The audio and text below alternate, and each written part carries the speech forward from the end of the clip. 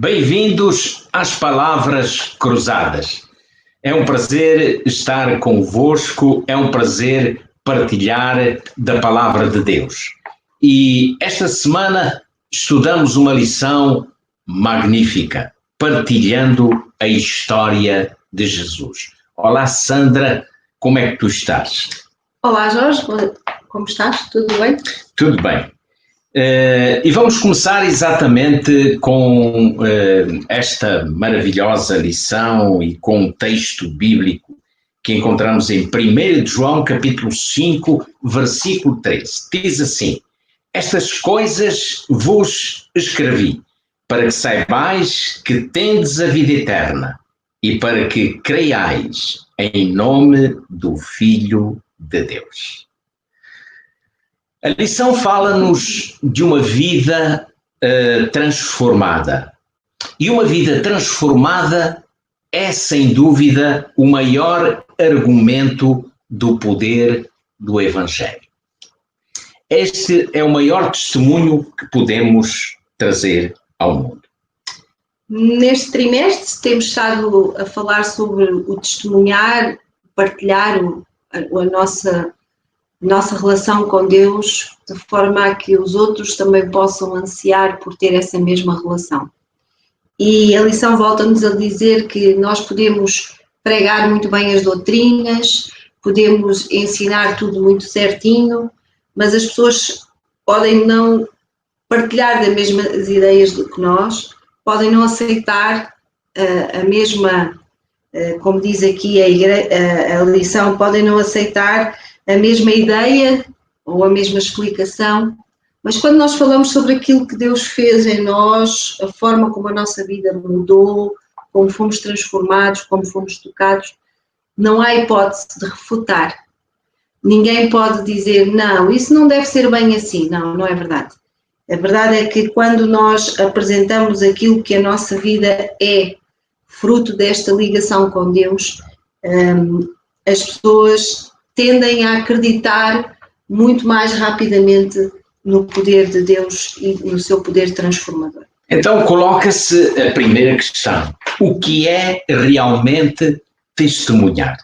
E testemunhar não é nada mais, nada menos do que partilhar com os outros aquilo que nós sabemos, aprendemos e vivemos com Jesus Cristo.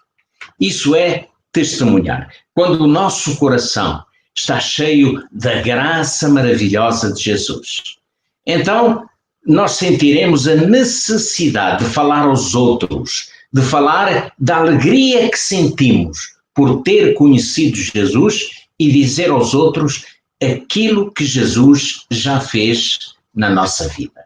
Que privilégio! E é exatamente por isso que a lição nos diz que Jesus é a base do nosso testemunho. Já que há umas lições atrás nós fizemos salientar este aspecto. Quando nós testemunhamos, o objetivo nunca é enaltecer quem somos, ou as nossas virtudes, ou dizer às pessoas que nós somos especiais porque Deus fez isto. Não. O nosso testemunho serve para mostrar o poder transformador de Jesus na nossa vida. E a verdade é que todos nós, cristãos, filhos de Deus, temos algo a contar acerca do que Jesus fez em nossa vida. Porque certamente, na vida de qualquer cristão, já aconteceu muita coisa. Muito daquilo que Jesus trouxe, que Jesus fez. E a lição mostra-nos em Efésios, no capítulo 2, do versículo 1 ao versículo 10, mostra-nos as duas faces da medalha, ou da moeda, digamos assim, não é? Diz que antes de conhecermos Jesus, como é que nós éramos? Éramos mortos em ofensas e pecados, andávamos segundo o curso deste mundo, ou seja, segundo a nossa vontade própria, não é? Fazíamos a vontade da carne, éramos por natureza filhos da ira, enfim. Estas são as características daqueles que ainda não sujeitaram a sua vida a Jesus. Então, conhecer Jesus muda tudo isso. Portanto, passamos como que da morte para a vida. Ou seja, a transformação que Jesus opera na vida de cada filho e filha de Deus é exatamente aquilo que a Bíblia chama de uma ressurreição. Ressurreição para uma nova vida, para uma nova experiência. E quando essa ressurreição se dá, então vai-se dar também, com certeza, a partilha do Evangelho. A partilha acerca daquilo que o Evangelho fez em nossa vida. E a partir daí nós somos considerados vivos, não é? Através das abundantes riquezas da graça de Deus, somos vivos pela sua benignidade, recebemos o dom da salvação, ou seja, toda a nossa vida tem um propósito completamente diferente do que tinha tido até ali. Então a vida começa a ter um novo sentido e começa a ser diferente quando se conhece verdadeiramente Jesus Cristo e quando se dá a oportunidade a Jesus para operar na nossa vida todas essas mudanças que vão fazer de cada um de nós melhores pessoas, sem dúvida. E é aqui que entra o testemunho, é aqui que entra a forma, o nosso estilo de vida, é aqui que entra as tais obras que os outros veem em nós. Não fruto daquilo que nós somos, mas fruto daquilo que Deus fez em nós. É resultado da transformação que Ele operou em nós. E a lição lembra-nos que nós somos feitura, não é? De Deus. Nós somos criados para as boas obras. Exatamente. Portanto, o Senhor criou-nos para as boas obras, para que a nossa vida pudesse dar frutos positivos, frutos bons, não é? Mas, Sandra, a nossa lição vai-nos dar alguns exemplos daquilo que foram vidas transformadas. E vamos falar um pouco sobre os filhos do trovão. Bem, quando nós começamos a compreender e a estudar a Bíblia, do Gênesis ao Apocalipse, nós temos exemplos de transformação na vida de praticamente todas as personagens bíblicas, não é? Mas a verdade é que realmente a lição foca-nos e fala-nos sobre estes filhos do trovão. E quem eram estes filhos do trovão? Eram João e Tiago, não é? Eles eram filhos de Zebedeu e eram conhecidos por ter vamos dizer que eles explodiam, não é? Assim, muito depressa. Tinham uma forma de estar assim muito enérgica. Era, como se diz, o pavio curto, não é? Exatamente. E então diz-nos que eles são um exemplo claro do que foi a transformação do contacto que eles tiveram próximo com Jesus. E houve ali uma situação que ocorreu exatamente em Samaria. Jesus e os discípulos não foram muito bem recebidos em Samaria, porque judeus e samaritanos não se davam. E não sei se alguma vez se deram, mas houve ali um pequeno desavisado e João, ele agiu de uma forma intempestiva. Sim, a proposta que ele deu foi: Senhor, queres que digamos que deixe fogo do céu e os consuma, assim como Elias também fez. Por aqui nós vemos que a maneira de agir destes discípulos, não é? Era completamente oposta à maneira de agir que Deus e que Jesus pretendia. Jesus baseava tudo no amor, na compreensão. Mas afinal tudo mudou na vida destes dois homens. E mudou de que maneira? De filho do trovão, imaginem só, João passou a ser chamado o discípulo amado, ou o discípulo do amor. E nas suas epístolas, nas suas cartas, ele usa palavras e expressões muito carinhosas. Quando ele se dirige à igreja, ele dirige-se com a expressão filhinhos, muito longe daquilo que se passava anteriormente. Ora, o que foi que fez com que João e outros discípulos, Pedro também seria um bom exemplo de transformação, de uma vida transformada, mas o que é que aconteceu para que eles mudassem tanto? Bem, o que aconteceu foi que eles conheceram Jesus, não é? E perceberam que esse não era o caminho. Deus não utiliza a força, nem é hostil para com as pessoas, nem força ninguém a nada. E nós também devemos pautar a nossa vida dessa forma. E quando a lição nos diz que João, na primeira epístola de João, aparece a palavra amor cerca de 40 vezes, por aqui nós já vemos, para quem conhece a epístola, não é assim tão grande quanto isso, não é?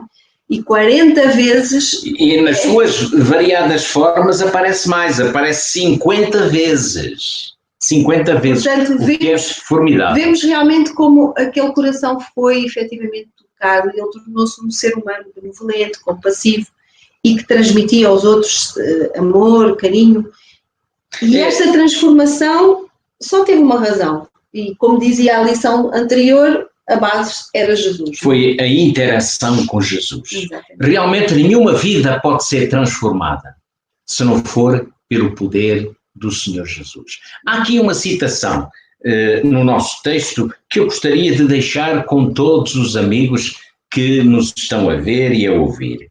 Encontramos no Desejar Todas as Nações, no capítulo 1 e na página 13, a seguinte declaração: o exercício da força é contrário aos princípios do governo de Deus. Ele deseja unicamente o serviço de amor. E o amor não se pode impor, não pode ser conquistado pela força ou pela autoridade. Só o amor desperta amor. E é isso que Jesus quer implantar no nosso coração, porque a palavra de Deus diz: eu tirarei de vós esse coração de pedra e dar-vos-ei um coração de carne. É esta mudança na vida que Jesus deseja operar em mim e em ti também. E o fantástico é que o amor não se pode pregar só, não é? Ou pregar o amor é vazio. O amor é alguma coisa que os outros veem e sentem e que, como diz aqui a lição, ele vai fluir da nossa vida de forma natural, porque a nossa ligação com Cristo assim o vai permitir. Há aqui uma pergunta, Jorge, que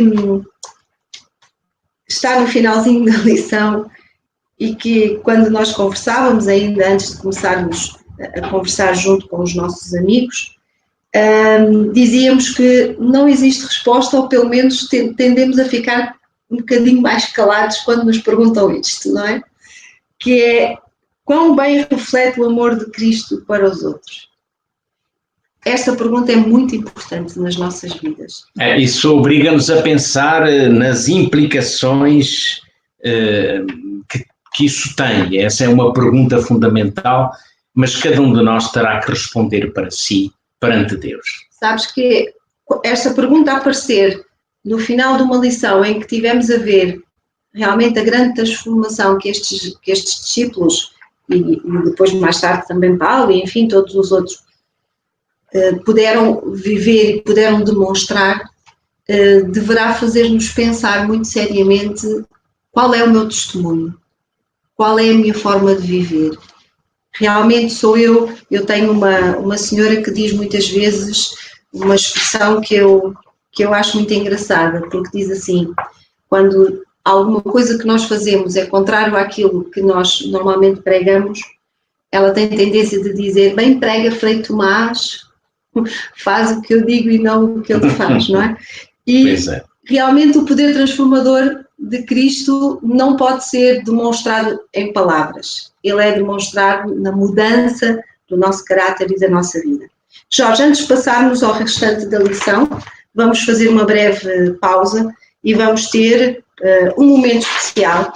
Que bom. Um momento especial este que é-nos trazido pelo Tiago Torre e cujo título é Dia Especial.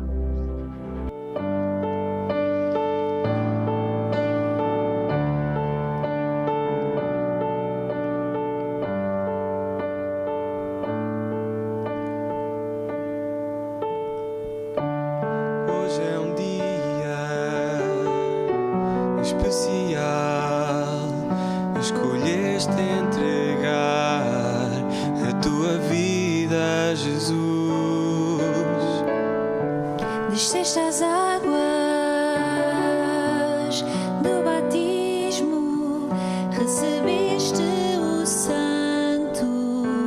Espírito de Deus, o que quer que aconteça, Ele vai estar contigo, mesmo quando não pareça, Ele vai te proteger,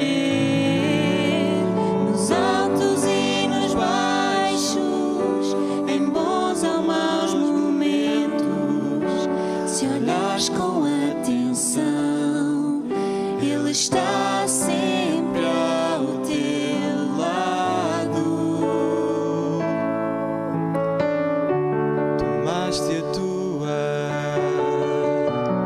decisão e os anjos alegram-se no céu. Cantam hinos de alegria e de glória ao nosso Deus. Fazes parte Da família do corpo de Cristo, és um membro e tens a tua função. as tuas mãos serão usadas para um propósito maior.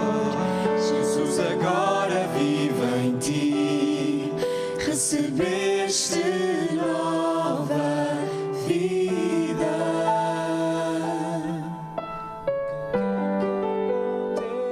aconteça, Ele vai estar contigo, mesmo quando não pareça, Ele vai te proteger, nos altos e nos baixos, em bons ou maus momentos, se olhas com atenção, Ele está sempre ao teu lado.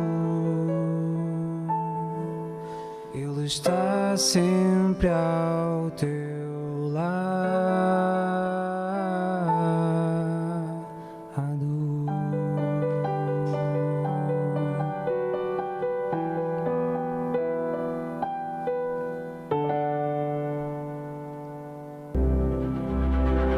Maravilhoso hino, não foi, Jorge? Amém. Maravilhoso, sim. E Jesus realmente, está sempre exatamente, ao teu lado. Está sempre ao teu lado também, está sempre ao lado de todos nós. E nós temos mais uma história que se passou no tempo de Jesus e que nos fala também de uma grande mudança, de uma grande transformação na vida de dois homens.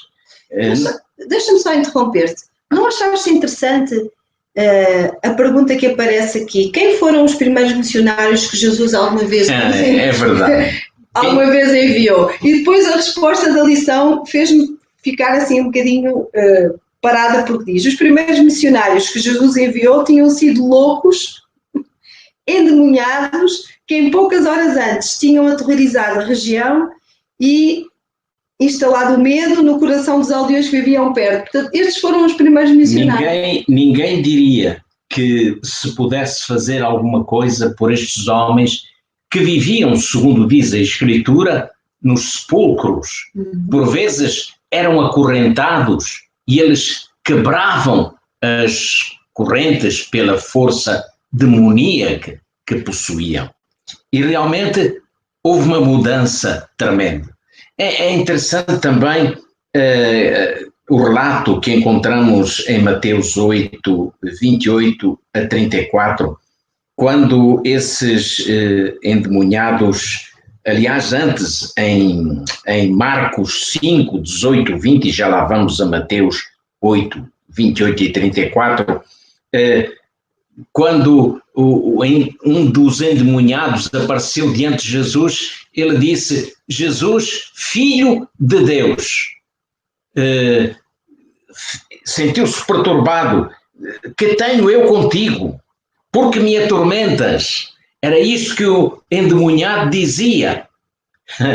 E naquele momento Jesus expulsou os demónios da vida destes dois homens. E alguma coisa realmente impressionante aconteceu a seguir? E diz-nos que Jesus expulsou os demónios e colocou-os numa vara de porcos que estavam ali perto, não é? E depois estes homens fizeram uma coisa extraordinária. Diz que eles se sentaram junto de Jesus, Aos pés de Jesus. para que pudessem ouvir as palavras do Mestre. E um deles ainda disse a Jesus: Mestre, deixa-me ir contigo, eu quero seguir-te, eu quero estar sempre contigo. E Jesus disse-lhe: não, vai para a tua casa, para a casa dos teus pais e conta-lhes quão grandes coisas o Senhor fez em tua vida. Realmente é isso também que Jesus nos diz a cada um de nós. Nós, se passamos por esta transformação, se ela realmente existe e é completa em nossa vida, se ela se deu, então o que ouviremos de Jesus? Senão exatamente isto. Olha, vai e diz quão grandes coisas o Senhor fez por ti. E esta é a essência do testemunho. A base do testemunho está exatamente aqui. Contar aquilo que Jesus já fez na nossa vida. E eu faço uma ideia de quando o povo, aqueles que viviam e habitavam ali nos arredores e que conheciam aqueles homens e que tinham medo, quando chegaram ali e viram-os sentados tranquilamente junto de Jesus e viram que Jesus tinha restaurado a sua vida física, mental, emocional, espiritual, eu acredito sinceramente que os homens não precisavam de dizer mais nada, não é? Eles nem precisavam de utilizar palavras para explicar o quão maravilhoso tinha sido o facto de terem encontrado Jesus e dele os ter ajudado e ter transformado a sua vida. Por vezes a nossa vida fala mais alto e as pessoas são atentas àquilo que nos acontece, atentas à forma como nós reagimos às situações, e são grandes testemunhos que são dados muitas vezes sem palavras.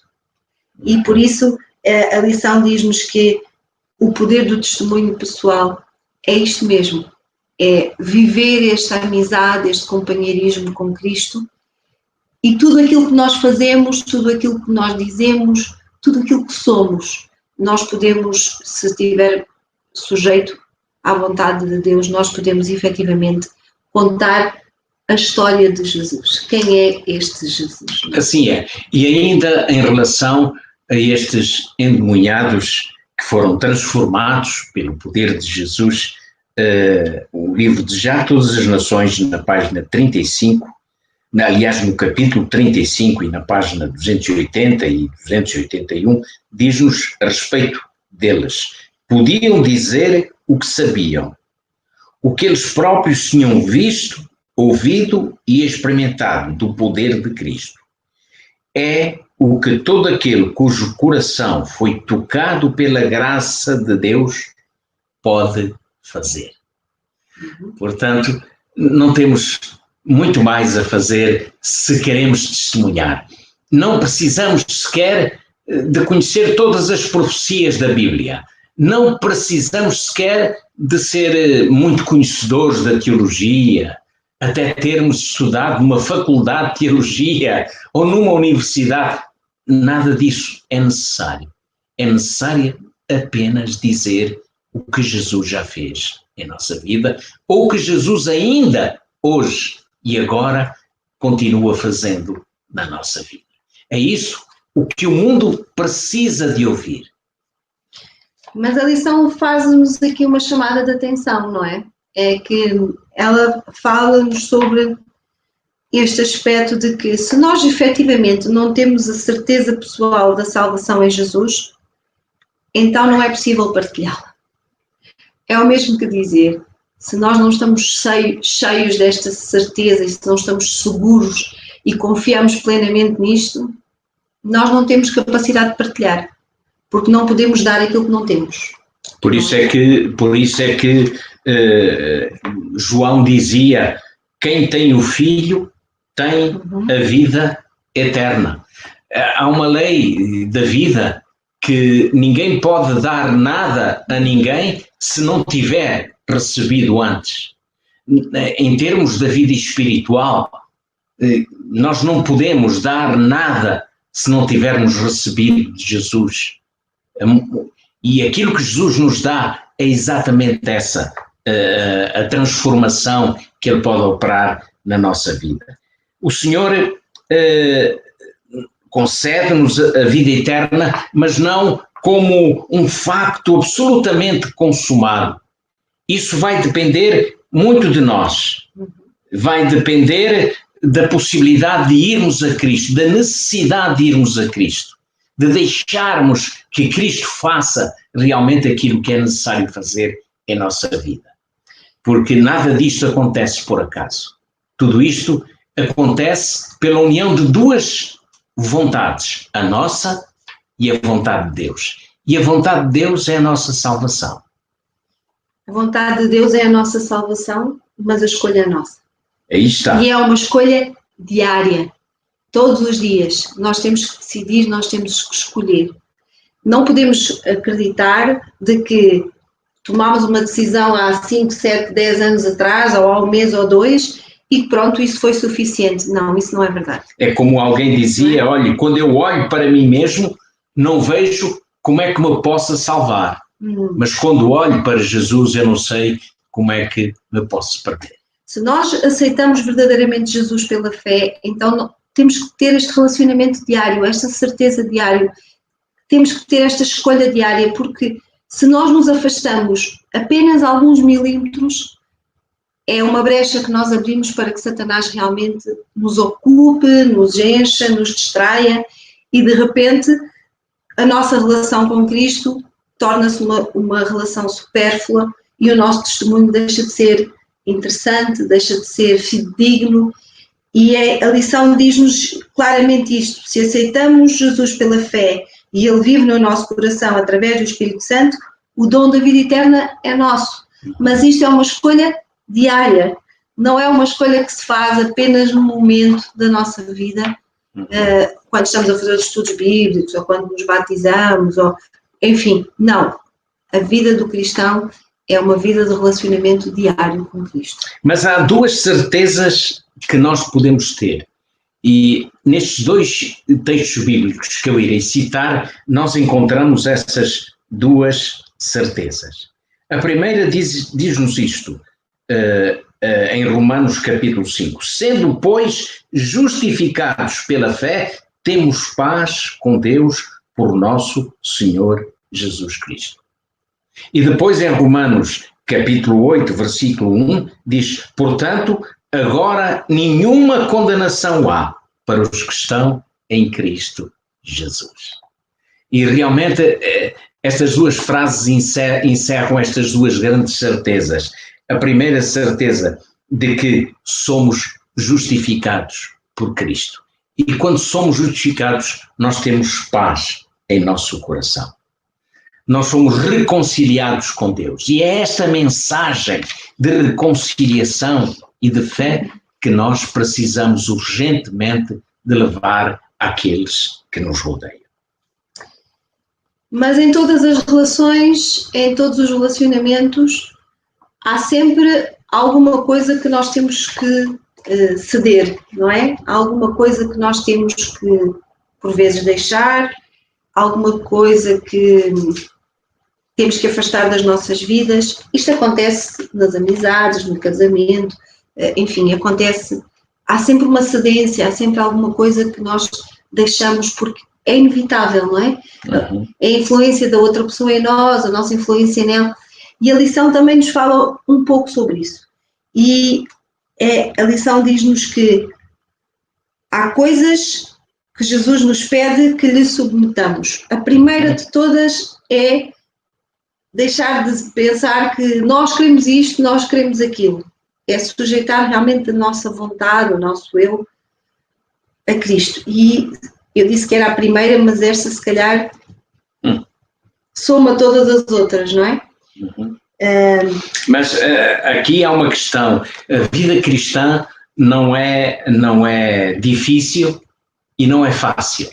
A vida cristã é o que quisermos que seja em nossa vida.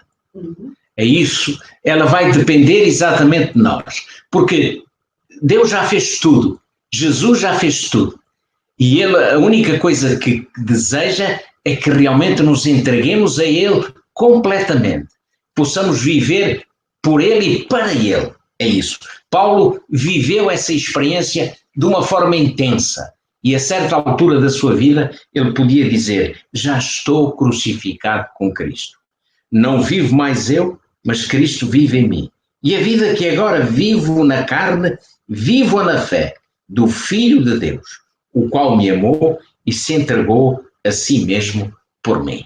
O que Paulo queria dizer era o seguinte: a minha vida é muito diferente daquilo que era, porque eu conheci Jesus. É como se eu estivesse crucificado com Cristo. É como ele diz, ele usa esta expressão, que mostra a sua íntima relação, a sua íntima e grande experiência com Jesus. E era isto que fazia dele um testemunho vivo, uma testemunha viva, porque os outros viam em Paulo não o mesmo Saulo que perseguia a igreja, que levava os cristãos para o tribunal, para os acusar, que acompanhava o apedrejamento de cristãos. Não, este Saulo morreu, agora ele vivia para Cristo. E esta experiência foi possível na vida de Paulo, é também possível na minha vida e na tua vida. A verdade é que muitas vezes é doloroso, não é? Ser crucificado foi doloroso. É doloroso muitas vezes termos que abandonar algumas coisas que gostávamos muito e que se calhar achávamos que eram muito importantes. E é difícil, aliás, a mudança é muito difícil ao ser humano. O ser humano tem muita dificuldade quando lhe é pedido para mudar alguma coisa na sua vida. Mas a lição tem uma frase que eu gostaria muito de ler, que diz assim: os testemunhos poderosos que têm um impacto que muda a vida de outras pessoas focam-se naquilo que Cristo fez por nós, não naquilo que nós deixamos por Ele. Centram-se no seu sacrifício, não nos nossos supostos sacrifícios. Porque Cristo nunca nos pede para abandonarmos alguma coisa que seja do nosso melhor interesse retermos. Fantástico, não é? Exatamente. Às vezes nós encontramos pessoas que falam demasiadamente sobre aquilo que tiveram que mudar, aquilo que foi, os sofrimentos que tiveram, não é? E a lição diz-nos que nós devemos falar, sim, sobre o poder transformador, sobre aquilo que Cristo fez por nós, não naquilo que nós deixamos. É difícil isto, não é, João? Sem dúvida, se eu tentar mudar, vou mudar pouco ou nada. O meu esforço não vai valer nada. O segredo está exatamente aqui. Deixar que Cristo mude, que Cristo transforme. Mas para isso eu tenho que o conhecer. Eu tenho que começar uma nova experiência com Jesus. E estamos realmente a chegar ao final desta lição. E há aqui também uma pequenina história, já na parte final, que nos fala daquela mulher que tinha um fluxo de sangue e que no meio de uma multidão ela toca em Jesus. E diz que de Jesus saiu virtude. Eu imagino quantas pessoas que estavam ali aglomeradas não tinham já tocado em Jesus. Mas esta mulher, ela vai tocar de uma forma diferente. Ela vai tocar pela fé. Porque ela percebia, na sua grande fé, se eu tocar apenas em Jesus, provavelmente Ele poderá curar-me desta terrível doença. E foi isso que aconteceu. E é verdade que no meio de uma multidão, Jesus sendo apertado, Jesus sendo tocado por tantos, Ele sentiu o toque desta mulher que necessitava. Que experiência maravilhosa, que nos fala exatamente aqui de uma forma como Jesus agia. Jesus é aquele que está atento. Quando parecia que ele não estava atento, que ele não se apercebia desta mulher, ele se apercebeu. Ninguém escapa ao olhar de Cristo. Ninguém escapa à sensibilidade de Jesus. Eu e tu fomos tocados também por Jesus. E há também outro aspecto nesta história muito importante. E a lição também faz referência a esse aspecto. E diz assim, não basta crer acerca de Cristo, devemos crer em Cristo. Porquê? Estavam ali tantas pessoas, todas elas tocavam em Jesus, todas queriam ver Jesus, todas estavam apaixonadas por este homem que trazia uma mensagem diferente, mas aquela mulher não viu o Jesus importante ou o Jesus de quem falavam, ela viu o seu Salvador. E quando a lição nos diz que a única fé que nos vai beneficiar é aquela que abraça Jesus como o seu Salvador pessoal e que se apropria dos seus méritos, é uma chamada de atenção para nós. Não adianta nós andarmos no meio de tantas outras pessoas e não adianta dizermos que acreditamos em Cristo se Ele verdadeiramente não é o nosso Salvador pessoal. Porque de certeza absoluta que a nossa salvação não vai acontecer enquanto nós não reconhecermos em Cristo aquele que nos pode transformar, que nos pode salvar, que nos pode curar. Não sei se queres terminar, Jorge. Eu termino dizendo apenas isto: todos somos diferentes, todos caminhamos pelos nossos caminhos, mas todos nós temos alguém que espera por nós. E esse é Jesus. E quando o conhecemos, não podemos deixar de falar, não podemos deixar de dizer o quanto Ele já fez por nós. Que realmente assim seja na sua vida, na minha vida, na vida de todos os seus filhos. Que possamos testemunhar de tudo aquilo que Jesus fez e está a fazer em nossa vida. Mas mais ainda, se me permitem, daquilo ainda que Jesus fará. Porque aquilo que o olho não viu e o ouvido não ouviu é aquilo que o Senhor tem preparado para aqueles que o amam.